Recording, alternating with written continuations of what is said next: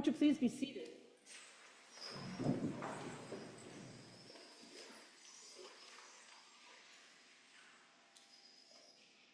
Welcome. We have some new people and maybe some visitors today. Especially want to welcome you if you're brave enough to wear bunny ears.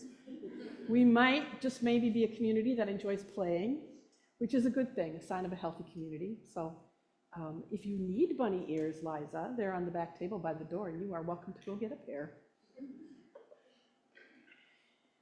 It's really easy on Easter to look at the gospel, all the readings really, and say, there's a lot of good news here.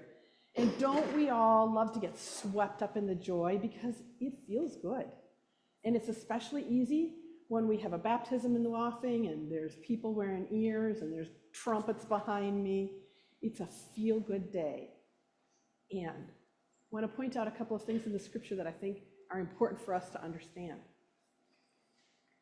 When Mary came to the tomb, and the poor other disciple who doesn't have a name, two of them actually, she came to do what we all go to do when someone has died, right?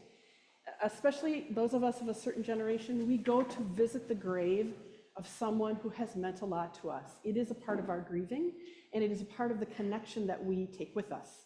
So we go to the grave. She went to the grave expecting to find what we would all expect to find, which is to say, she did not go to the grave rejoicing.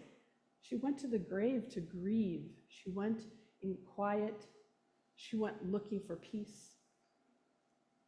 And even when she got there and it didn't look right, and it wasn't going as expected, she still was looking for the person that she knew had died.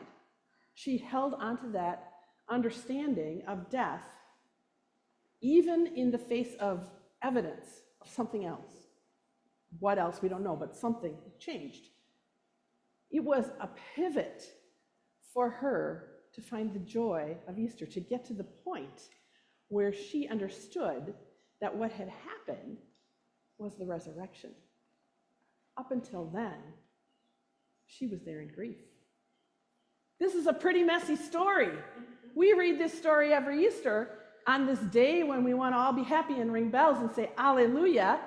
And we get to that point, but we have to remember we didn't start there. The whole story is not Alleluia. And lots of years, I would say, we should just dwell on the Alleluias. However, it's kind of messy out there this year.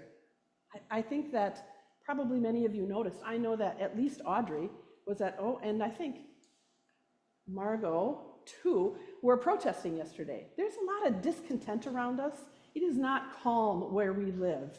And sometimes it's pretty easy to feel overwhelmed by even the amount of energy, never mind how discordant it is, because it doesn't all agree with itself. There's just a lot going on.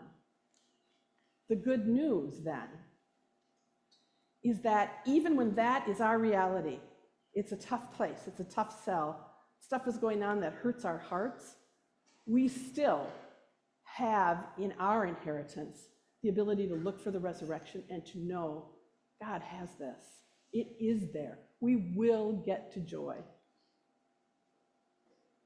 The early church consisted of a rebel-rousing preacher, healer person, and a few poor men who followed him around because he was itinerant. They did not have a building. They did not have a bank account. They didn't even have a vestry, the poor souls. And look what they built. From one person's witness, from the way someone lived, they built a faith that is so big it's hard to put our hands around it, right? And even in these days when culturally people are less likely to come to church, the Christian church is still a force to be reckoned with. There is still something that feeds many of us. We still believe. We still follow Jesus. From very little, from maybe I'm not even quite sure how to handle that starting point, we have come to have days like this, really joyous celebrations where we get to have bells and fabulous music and remind ourselves about the inherent joy in what we have found.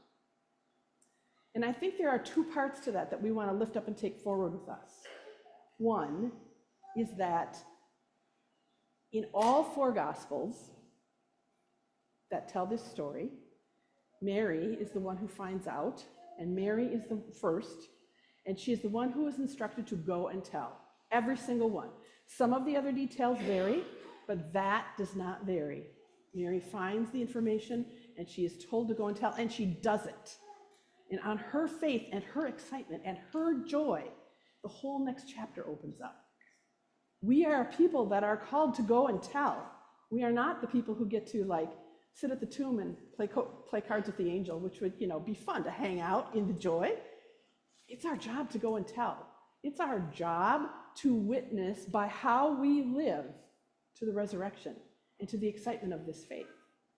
So all of us in this room, and some people who aren't even here, have homework that came from just from reading the gospel today. Go and tell. Go and tell. And the other thing to walk away with is something to remember, I think. It was a messy beginning.